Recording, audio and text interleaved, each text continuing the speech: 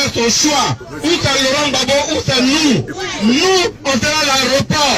Même si on doit descendre sur le tarmac, on sera là-bas, on va aller chercher Gbagbo dans l'avion et l'envoyer à la Makara.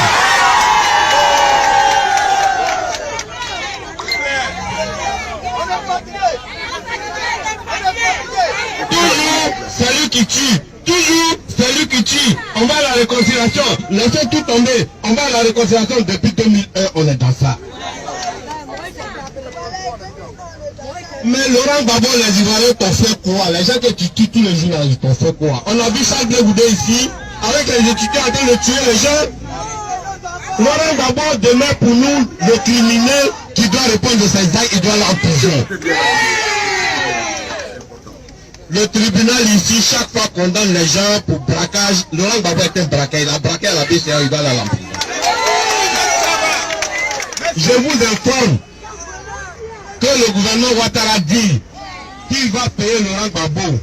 Quelqu'un qui a braqué la BCAO, qui a pris des milliards, c'est cet argent-là qu'il a pris pour payer les miliciens qui nous ont tués. Qu'on le veuille ou non, c'est ça. Les membres du comité d'accueil de Laurent Gbagbo, vous êtes prêts? Oui! Les membres du comité d'accueil de Laurent Gbagbo, vous êtes prêts?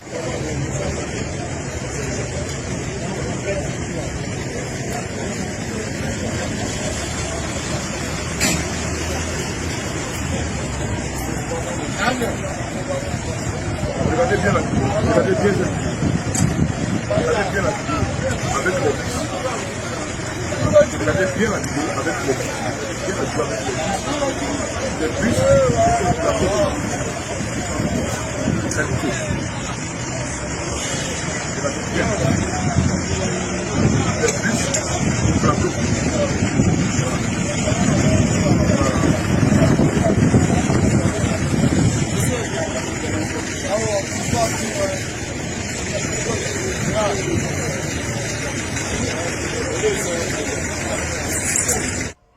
Collectif des victimes en Côte d'Ivoire, une association des victimes et familles des victimes des crises survenues dans notre pays. D'accord. Alors, qu'est-ce qui nous réunit? Quelles sont les raisons qui nous réunissent? Notre ras-le-bol, on en a marre, ça suffit. Promotion des auteurs de crimes en Côte d'Ivoire, ça suffit. Impunité en Côte d'Ivoire, ça suffit. Promotion des auteurs de crimes, le culte de la personnalité, surtout ceux qui ont commis des crimes.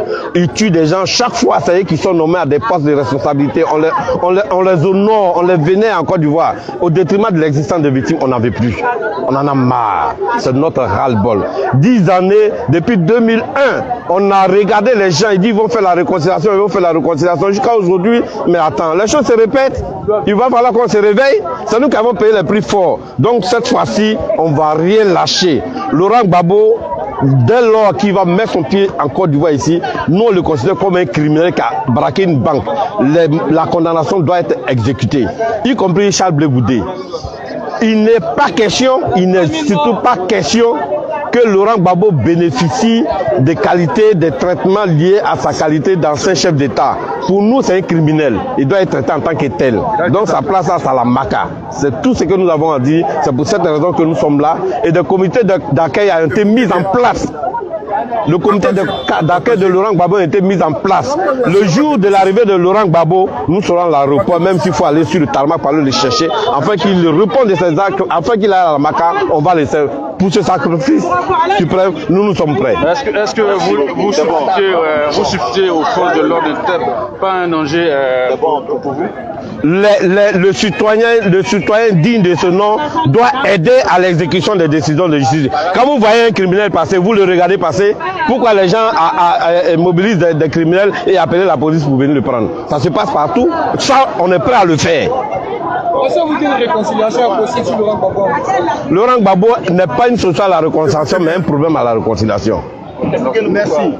Pourquoi c'est un problème à la réconciliation? C'est un problème à la réconciliation. En forum de réconciliation de 2001, c'est lui qui était l'initiateur. À quelle discussion politique il a participé depuis 2001? qu'est-ce que ça a donné? N'est-ce pas? Aujourd'hui, surtout que ce personnel est accusé par des victimes comme étant leur bourreau. Laurent Gbagbo a été acquitté à la CPI, il faut qu'on se le dise. Il n'est pas, cela ne veut pas dire qu'il n'est pas auteur de crime. Il est bel et bien auteur, Laurent Gbagbo est bel et bien un criminel qui a échappé à la poursuite pénale internationale parce que Bensouda n'a pas été capable de faire son travail objectivement. C'est ce qui est la réalité. Donc pour nous, Laurent Gbagbo doit être traité en tant que criminel au lieu d'être traité comme un ancien chef d'État qui rentre dans son pays. Ça, on ne va pas l'accepter. Lors du procès de Amadé Ourémy, des noms ont été cités d'autres côtés. Est-ce que ces personnes, vous aussi, réclamez la justice? Mais quand nous sommes ici pour dénoncer l'impunité, mais la justice au profit de l'ensemble des victimes des crimes survenus en Côte d'Ivoire. Le massacre d'Ano Kouakoute, toutes les commissions de crimes ont ciblé des citoyens ivoiriens. Mais cette quête de justice là ne se fait pas derrière les claviers ni sur les ordinateurs. Celui qui sait qu'il reproche quelque chose à Henri.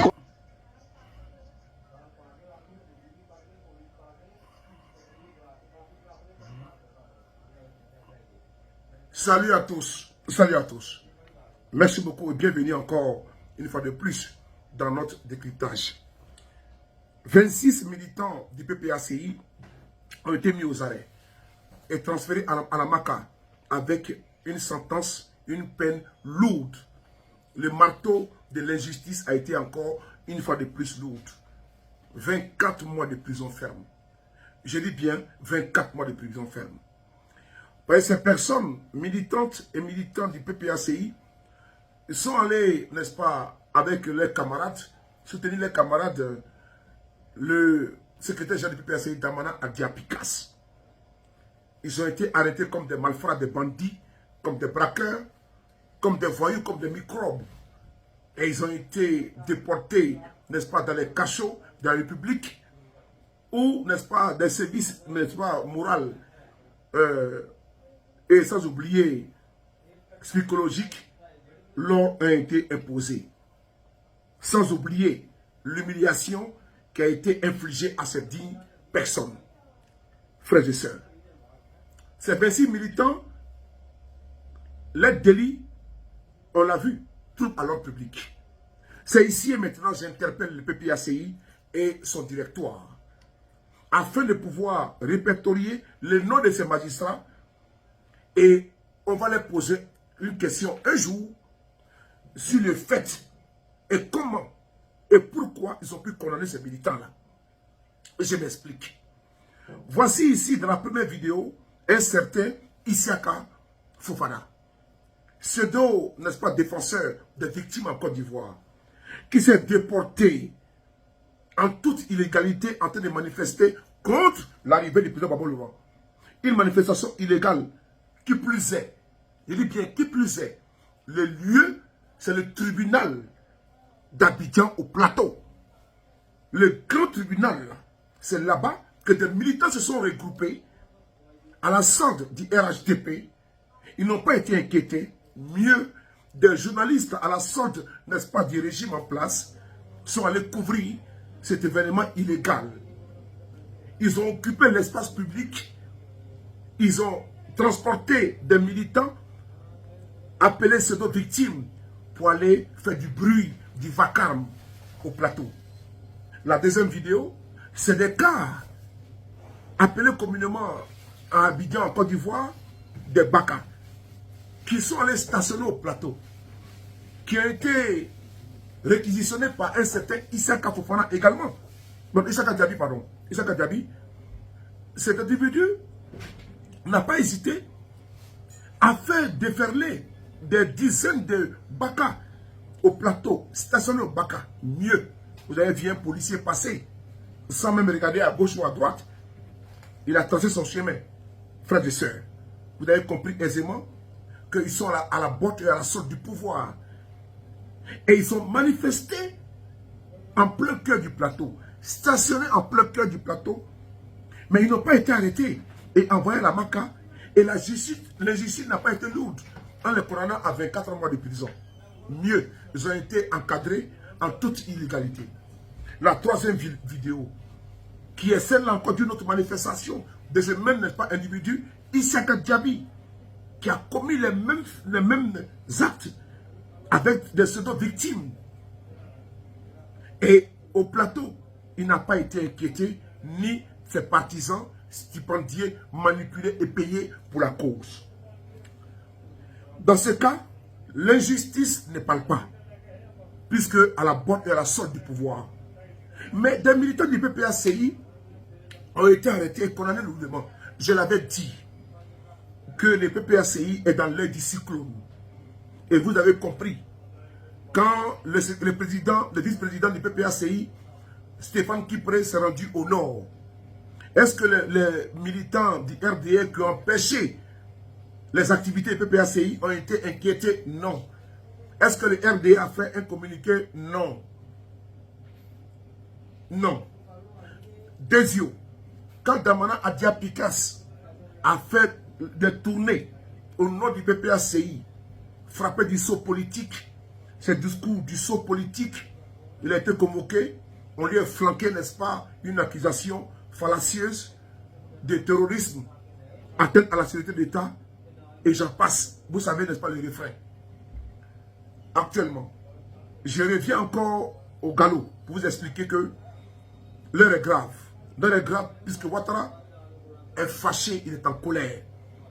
Le PPACI est, n'est-ce pas, est un parti de rabat-joie, selon M. Ouattara. C'est un parti, n'est-ce pas, qui sème la désolation au niveau politique et qui trouve son sommeil. Parce que Ouattara n'aime pas trop le bruit, il n'aime pas le bruit politique, il n'aime pas l'émancipation. Et donc, dans les semaines qui suivent, d'autres facteurs vont s'abattre sur le PPACI.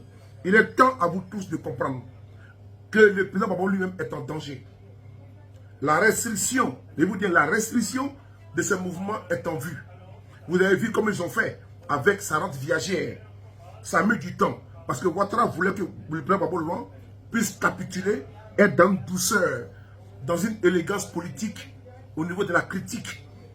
Mais force est de constater que le verbe, il est haut politiquement parlant, et la dénonciation, elle est de mise, elle est de taille. Ouattara, il est allergique à cela.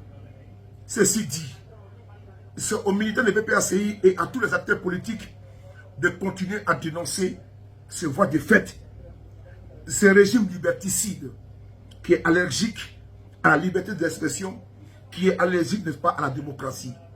On ne peut pas ventiler au niveau international un pays démocratique, un pays de droit, et empêcher et bâillonner les citoyens à l'intérieur. Quand j'ai fait une comparaison croisée entre les manifestations illégales de M. Issaka Diaby, le pseudo-président des victimes de Côte d'Ivoire, et celle du PPACI, des militants qui sont rendus comme ça pour aller accompagner leur secrétaire général, qui n'ont rien cassé, n'ont pas fait de tohu-bohu, ni de vacarme, ni de tapage. Et là-bas où j'étais, ils étaient simplement arrêtés sur le trottoir, ils ont été arrêtés. Contrairement aux militants de Issaka Diaby, le pseudo-président des victimes, vous voyez, n'est-ce pas, le traitement que l'injustice de Côte d'Ivoire fait. Ne restons pas stoïques, ne restons pas immobiles, ne restons pas silencieux. L'heure est venue de faire face à ce énième chantage de ce régime liberticide, moribond. Et je vais renchérir, honni et vomi. Merci beaucoup à vous.